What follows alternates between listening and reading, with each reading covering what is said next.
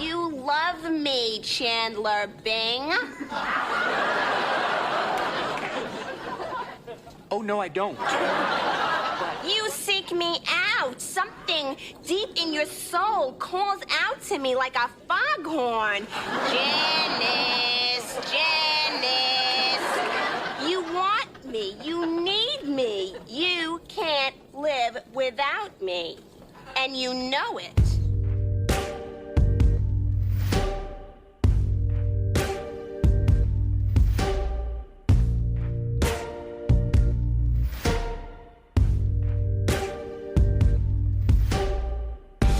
Hi, I'm Joe. And I'm Tiana. And this is Next Door Villain, A podcast where we uncover the villains to discover their humanity.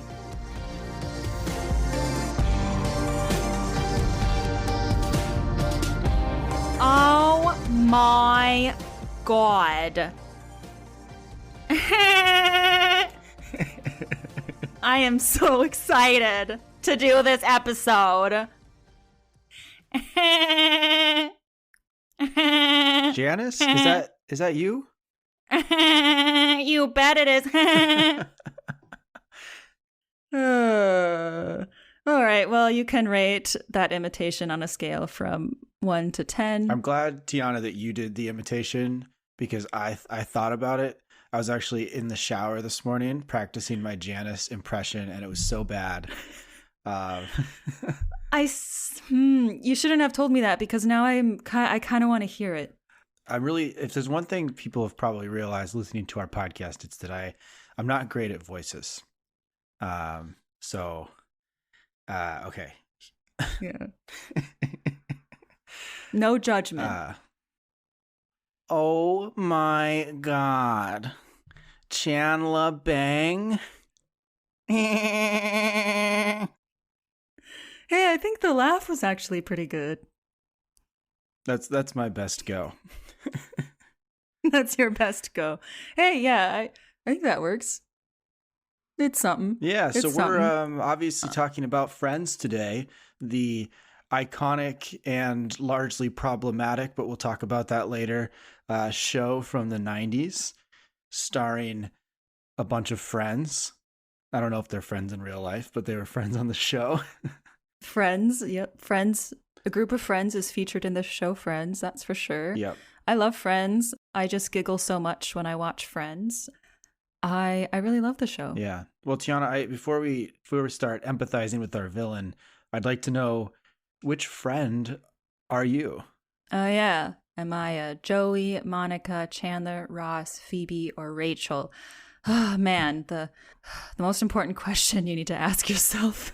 She's not my favorite, but I think I'm probably most like Rachel. And I'm going to cheat a little bit and say, but with a dash of Joey. I feel like I don't know things sometimes like Joey. And I'd also probably put a turkey on my head and think that was a cool idea. But I'm a lot like Rachel because sometimes I feel a little bit clueless about real life. And I've also used daddy's money before. That's very interesting. Big fan of daddy's money. Big fan. I would have thought you were sort of a Phoebe Joey cross. Yeah, I totally could be Phoebe too. Because of the sense of whimsy I think that you have. And then Joey, it's the kind of happy-go-lucky nature often. That's true. And a hint of Chandler too, I think. Yeah. I guess we all have a little bit of all the friends in us. That's true. I do like your answer a lot too. Phoebe's very whimsical. It's just that it's very obvious that Phoebe is whimsical from the outside, and I don't know if I show that on the outside as much as Phoebe does. Maybe you have to get to know me a little bit more in order to see the whimsical self, and it's a little more internal rather than external, like Phoebe's is. But it is totally true that I sometimes play the ukulele and sing weird stuff while playing it. So yeah, you're right. I could totally be Phoebe too. If this was a question, who would you hang out with? It would be Joey and Phoebe. Yeah. And Chandler. Yeah, right. The three best friends. I'm really singling out and Monica. a few people, but... Oh, yeah. There's really two friends I don't like. Right. Okay, I want to know yours though. Yeah, I've been thinking about this a lot. I think Chandler is the friend that I sort of most relate to. I do think that as far as my like mental health journey, I am much further along than Chandler really ever is. I think he's dealing with a lot of things from his past that he's never really dealt with, a lot of internalized shame and guilt. Whereas I've been in therapy for years. And so I think like I'm not as buried in that as possible, but I feel like I understand a lot of what he's going through and what he's dealing with. I hate to admit this. I hate it. But I think I have little hints of Ross because I can, I can be very, very stubborn sometimes, and really get hung up on specific things. And I don't like that about myself. But I think to my credit, I am much better than Ross at identifying when I'm being that way and then being able to be like, okay, I just have to like back off of this one. Mm-hmm. Yeah. Yeah. That's very interesting. So that's what I'll say for now, because I suspect that I will have a lot more to say about Ross later. But Ross is, in fact, not who we're talking about today yet, specifically. Surprisingly. Yeah. A lot of feelings here about friends, which we'll delve into. But we're here to talk about a different villainess, really, Janice Littman. Janice. Woo! I want to first say I really like Janice, but we're covering her as the villain, and we know that she's not that villainous, obviously, compared to like the villains we've covered in other podcast episodes who actually, kill people and try to take over the world. Janice doesn't do that. She's not that villainous. But at least to me, she's considered the general quote unquote villain in Friends because she's villainized by them. So like in the story of Friends, they seem to pin her as the villain. And she's especially villainized by Joey. Yeah, but really like the rest of the friends don't generally like her. Yeah, I think in later seasons, she's more sympathetic, but definitely in season 1, like every time we see her, it's like they're all so like distressed that Janice has shown up, and it's like this huge burden on them. So we see she's sort of introduced as a villain because we don't know her as viewers in the beginning, and she just shows up and everyone hates her. The people that we're supposed to like don't like her. The person who's dating her doesn't like her. Yeah, that's very complicated. And yeah, she's villainized because she's annoying due to her laugh and her just general dominating demeanor that tends to be overbearing. Joey said, and I quote, "She's just a lot to take, Yeah, coming from Joey. Yeah. Right. Who thinks how you doing is like something really cool to say. Coming from the guy who stripped naked when Rachel invited him over for lemonade. Oh, yeah. I remember that. And, Janice, she can't take a hint that she's loud and overbearing to people. That's part of it. She can't take a hint. So, like, when she laughs, the friends look at her like they hear a turkey dying. But she's very unaware of their nonverbal cues, that they find her annoying and that they don't want her around. And you know what? Some people, including Janice, just can't read a room as well as others. That's just how it is. I don't know what to tell ya. She's also like very assumptive. So, for example, she incorrectly assumed that she was invited to Chandler and Monica's wedding. And then when Chandler and Monica tried to uninvite her to the wedding, they said, "The wedding is just for family." And she was like, "Aw, you think I'm family?" and so they failed in uninviting her to the wedding that time. And, I feel that is a little bit on Chandler and Monica to be clearer with her that she's not invited. For some people, you just have to spell it out. Like Janice can't read your mind that she's not invited to the wedding. Yeah, you can say that she's unaware, which is, I do think is true. But also, nobody is ever really clear with her. None of the friends are ever direct with her or straight up about how they feel, especially not Chandler, who is such a wimp that he cannot break up with her ever or tell her how he actually feels, that he's not interested in her.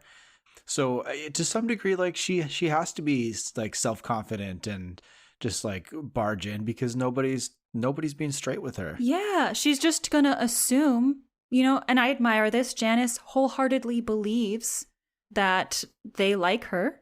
No one ever told her otherwise.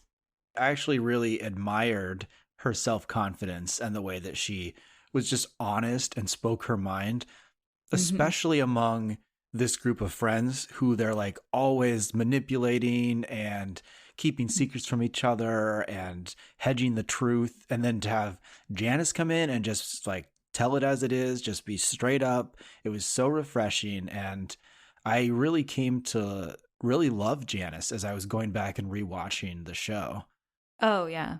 Me too. One part that she's like really honest is when Chandler and Monica are together later in the series. Janice basically tells Chandler, when this goes in the pooper, give me a call.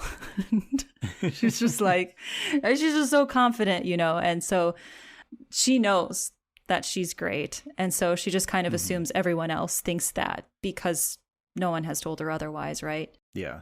Of course, one other way that she's villainous is that she kissed the husband that she was divorcing while Chandler and Janice were still dating.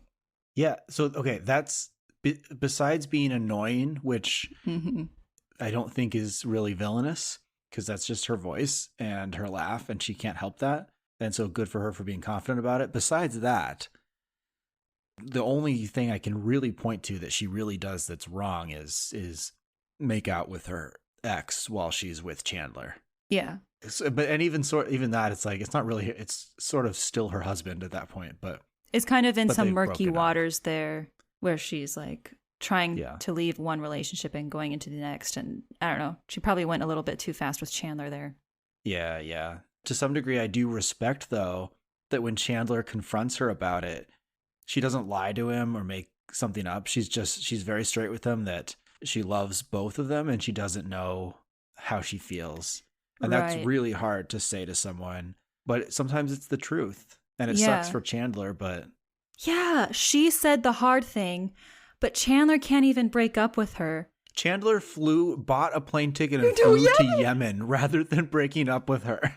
That's actually my favorite episode with Janice in it because Chandler is so ridiculous in it.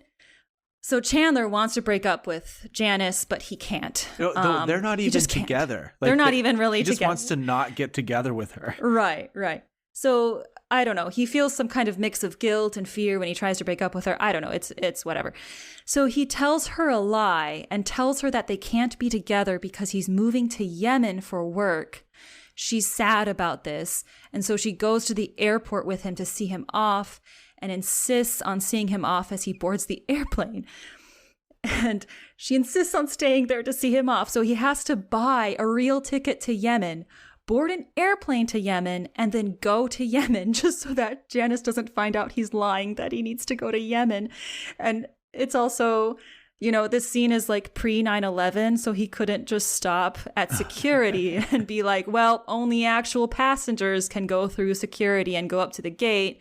Guess you can't see me board the airplane, Janice. Like, post 9/11, this scene would be different, but yeah, so.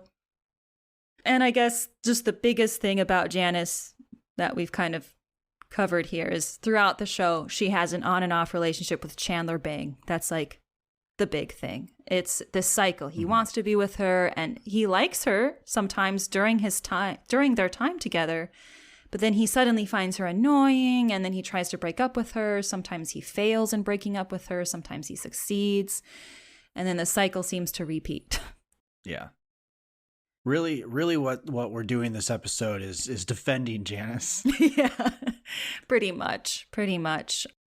If you think she's a villain, go rewatch the show today and you will see a sweet, caring, honest, open, kind, fun individual just trying to be with a guy who refuses to be honest with her. Right. And he gets so scared. I mean, I get, feeling nervous about it. You don't want to hurt someone's feelings, but it's worse to drag them along. Yeah.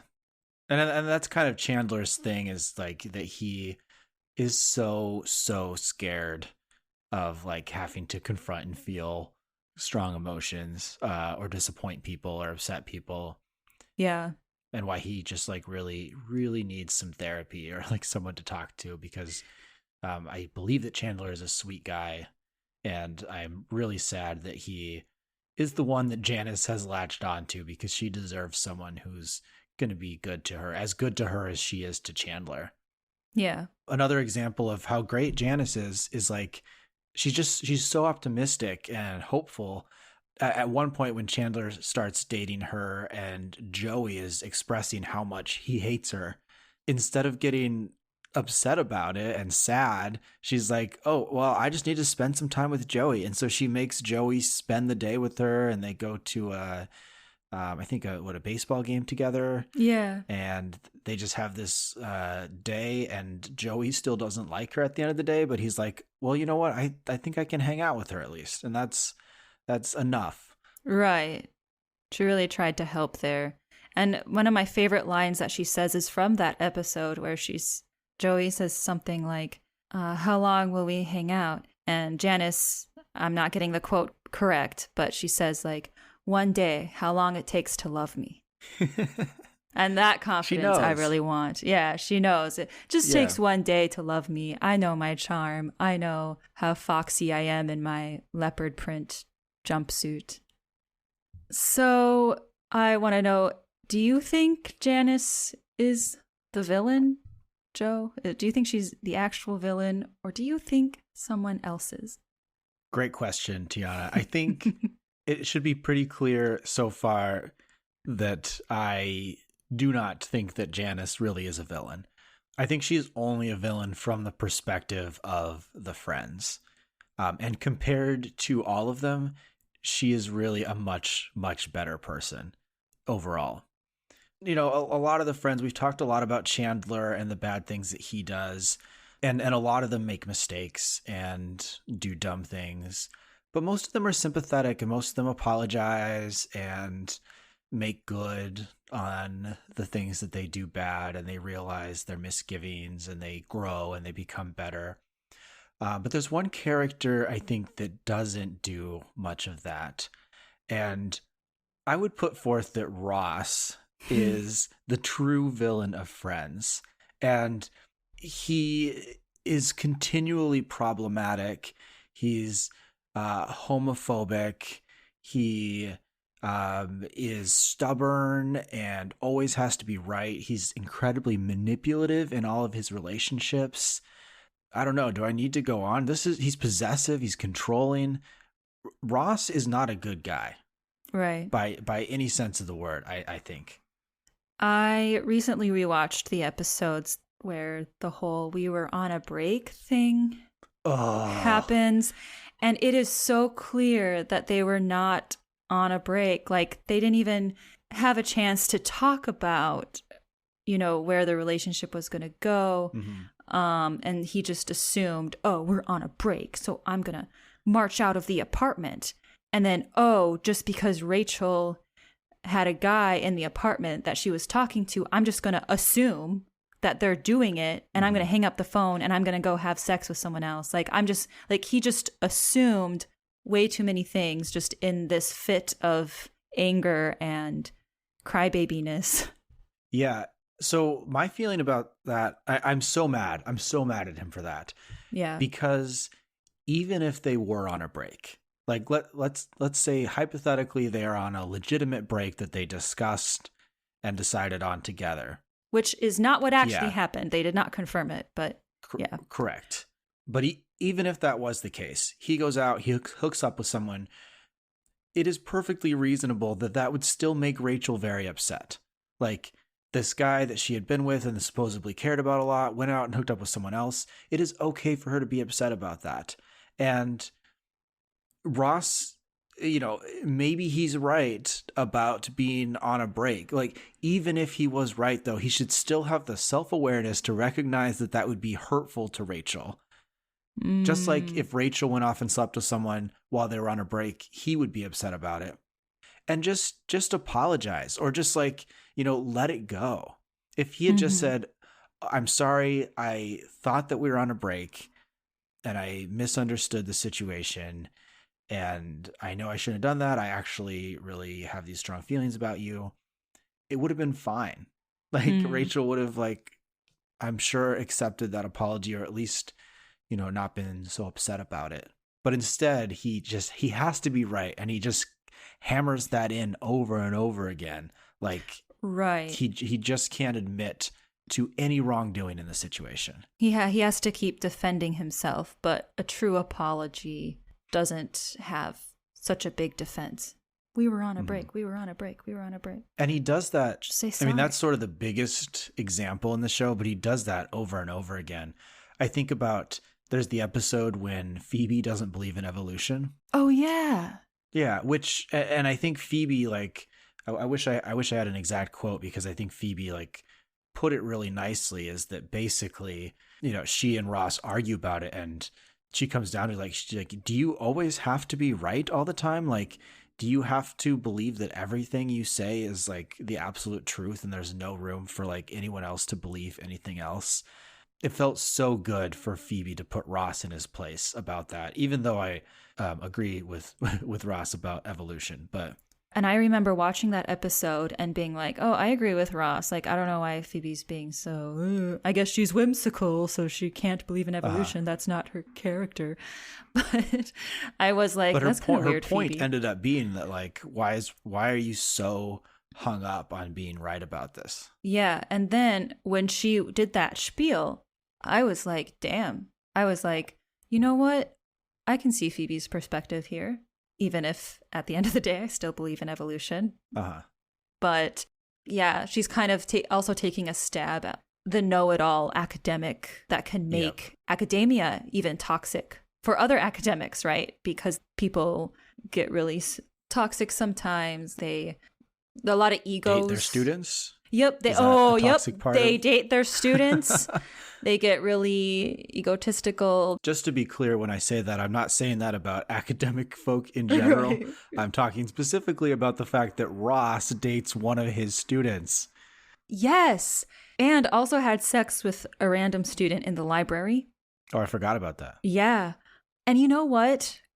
To take this back to Janice a little bit, I think it's so wild to me how they're bothered by a laugh, right? But they're not bothered by Ross having sex with a student in the library. They put up with so much for Ross I know. And yet very little for Janice. Right. So, like, so these are all, like, kind of specific things that Ross does badly, but probably the worst thing about Ross is his, like, casual homophobia and general sort of stiffness about gender identity, which I understand is, like, part of the culture in the 90s when the show was coming out. But I was really shocked to see how much of that, and, like, it almost seemed like the writers of Friends were, like, obsessed with that. Like, it came up so often, but Ross in particular was just continually so hung up on that issue. So there's a couple of specific examples of it, like when his son wants to play with a Barbie doll. He is so upset that his son would want a Barbie doll, and he's, like, trying to get his son to play with a G.I. Joe instead. And even the other friends are like, what's the big deal? Like, calm down, dude. It's just a doll. And his sister, Monica, was like, don't you remember when you used to dress up as a little girl? Oh, yeah. He was so upset about that in 2022, it's so apparent, like, how wrong that is. And maybe it wasn't so much in the 90s. I don't know. But yeah.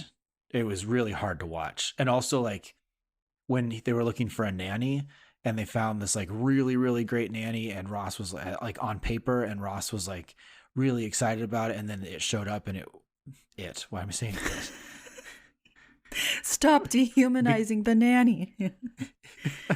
Anyway, so the nanny, they showed up, and it was a guy, and all of a sudden, because he was a man, Ross, like, could not accept that the nanny could be a man and possibly gay. Oh my God. Yeah, I don't. Sorry, David Schwimmer or, just really bashing your character. No knock on David Schwimmer. Yeah, I'm sure he's aware. I know nothing about him. So, like, whether he's a good guy or a bad guy, I don't know. Yeah, we don't know. I've not done any research on him as a person.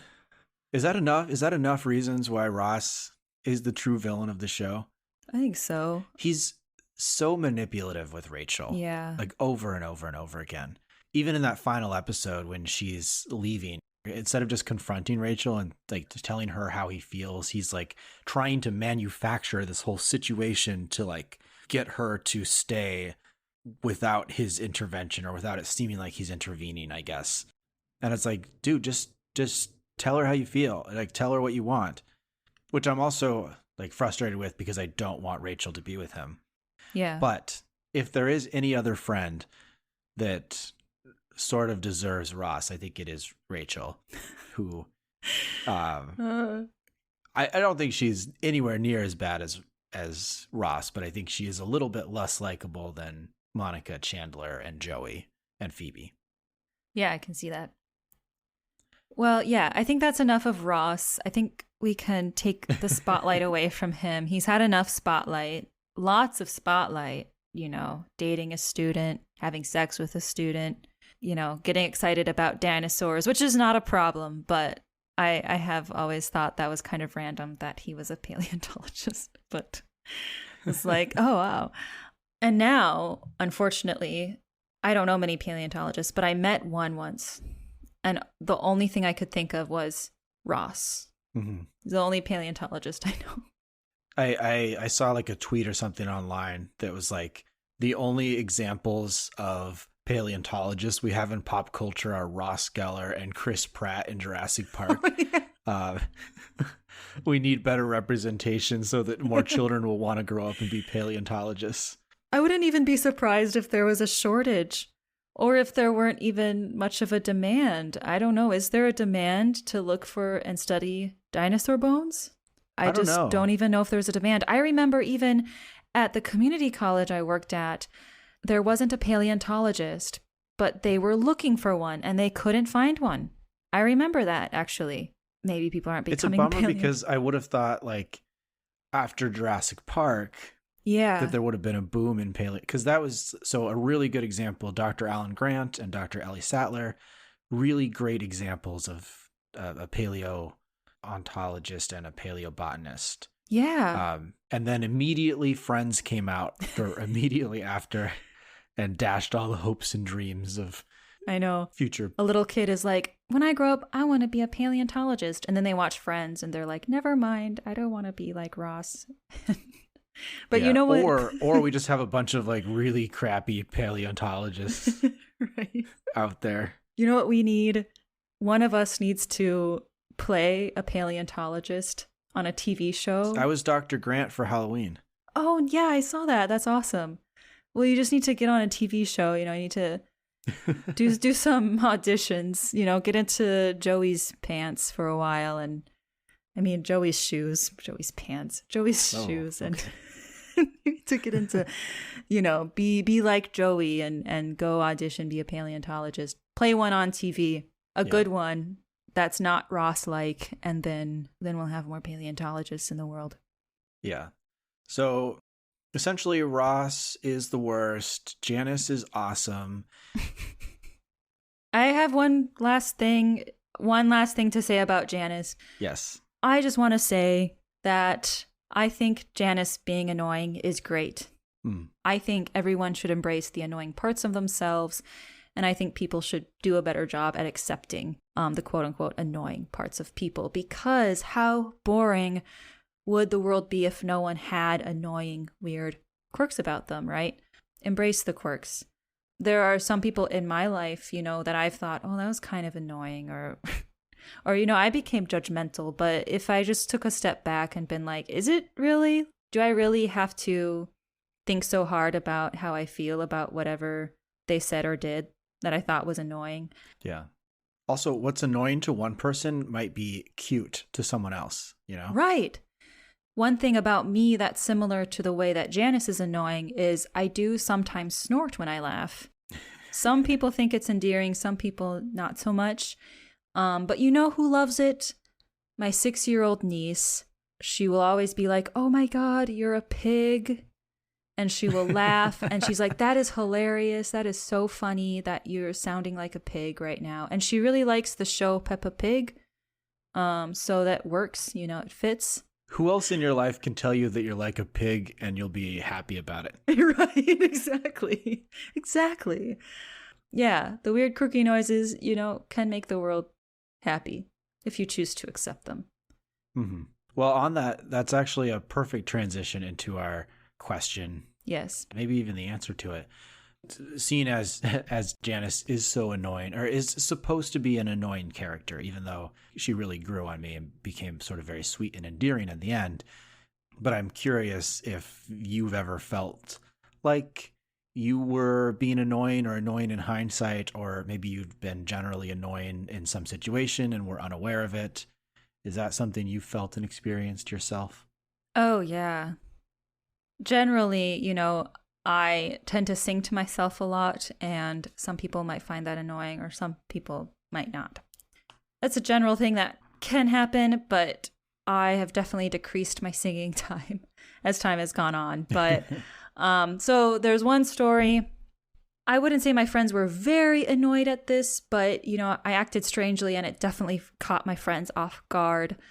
Some would say what I did was annoying. So one night, me and my 2 friends in college, we were walking around on campus on a Saturday night, and it was kind of dark outside, and I think maybe we were on our way to a party or something. And walking towards us was like a kind of big group, maybe of like 6 or 7 like suave, young, good-looking guys. Like college boys, that were walking towards us and about to walk past us. And as they were coming towards us, my 2 friends were getting ready to like look cool, and like, touch their hair and make sure it's in the right place. They weren't going to say anything, but, they were going to walk by all confident, but not too confident. Okay. They were going to walk by looking very cool. And I didn't notice the boys coming at all. Didn't even notice them. I didn't know they were there. And I didn't know that my friends were getting ready to walk by them all sexy like. Like, I was unaware of the nonverbal cues like Janice. And my 2 friends were walking kind of ahead of me, and I was behind them. And I suddenly got a burst of energy, and I busted through them. I like went through both of them, in between them, and I started skipping. And I started like skipping on the sidewalk towards the boys, but I didn't know I was going towards the boys, and I was like flapping my arms like I was a bird.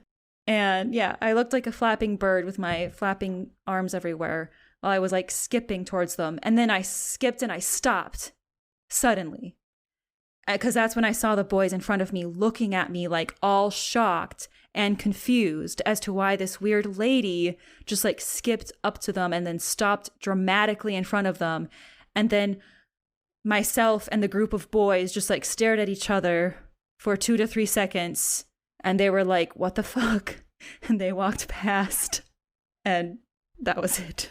Well, my 2 friends were like, "What was that?" But they also thought it was pretty funny too.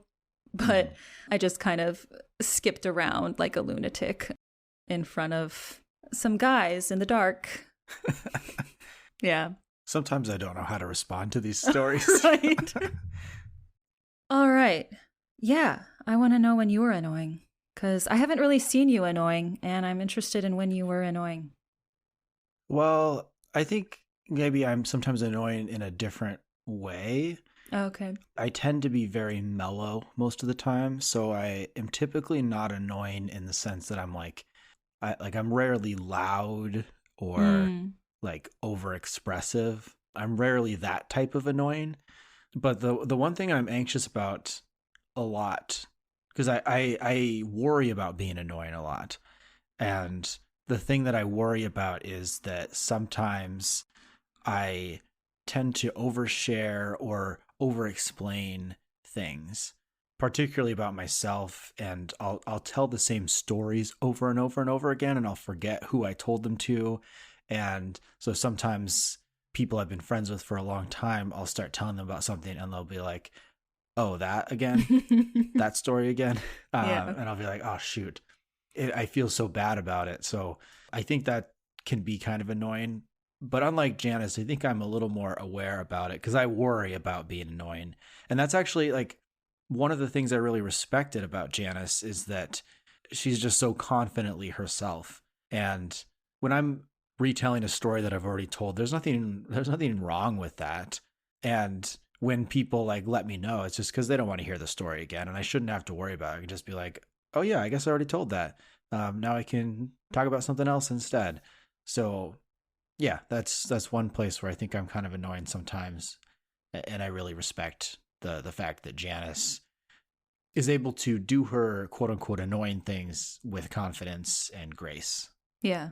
Grace is a bad word for Janice, but I get what you mean. Yeah. Yeah. She's very confident in herself. And you know, at the end of the day, if someone finds you annoying, it's not really the end of the world. It doesn't even physically hurt you. Yeah. Maybe you should be investing your time in people who don't find you annoying instead. Exactly. So today I'm going to be reading a poem that I did not write. As usual, Tiana wrote the poem, but it is from the perspective of Chandler Bing, and it's a letter to Janice. So I will do my best to do this poem justice, but as we learned at the beginning of the episode, not the best impressionist, but yeah, I'll give it a go, see what happens.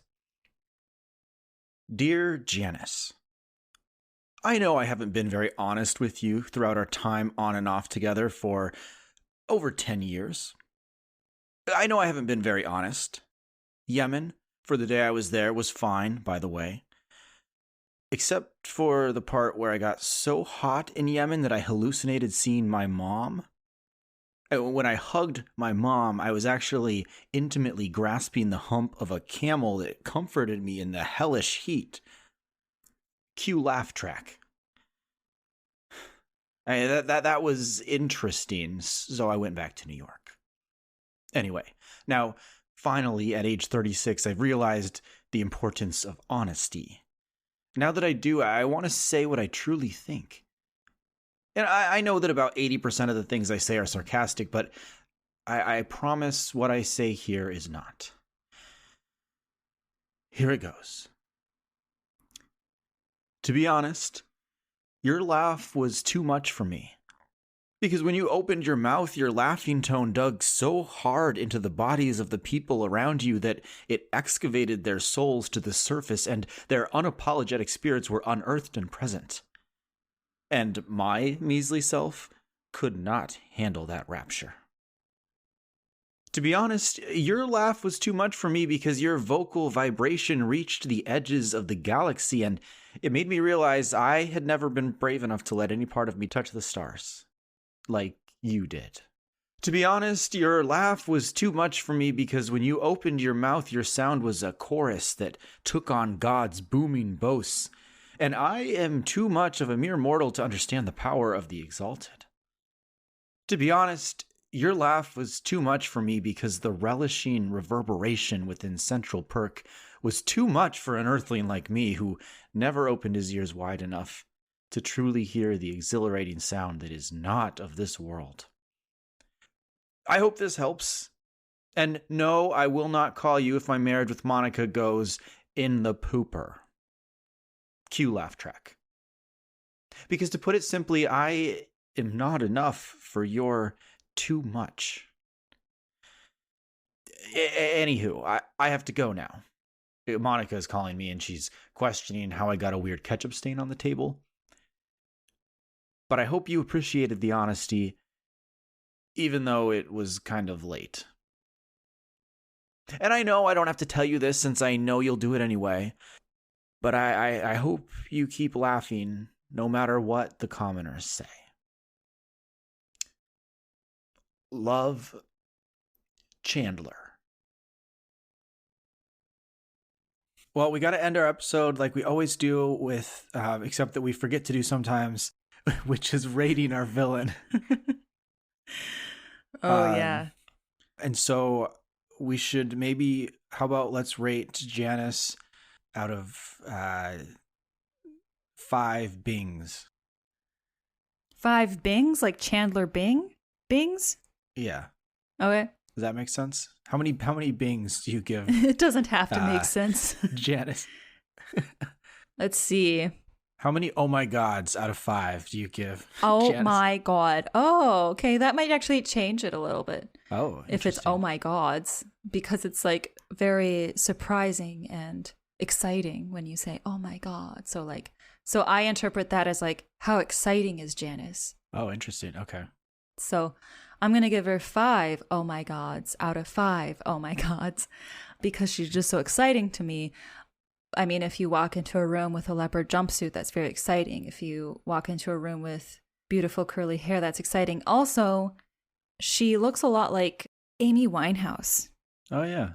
I miss Amy Winehouse a lot. It's definitely one of those celebrity deaths that I don't know if I will ever get over.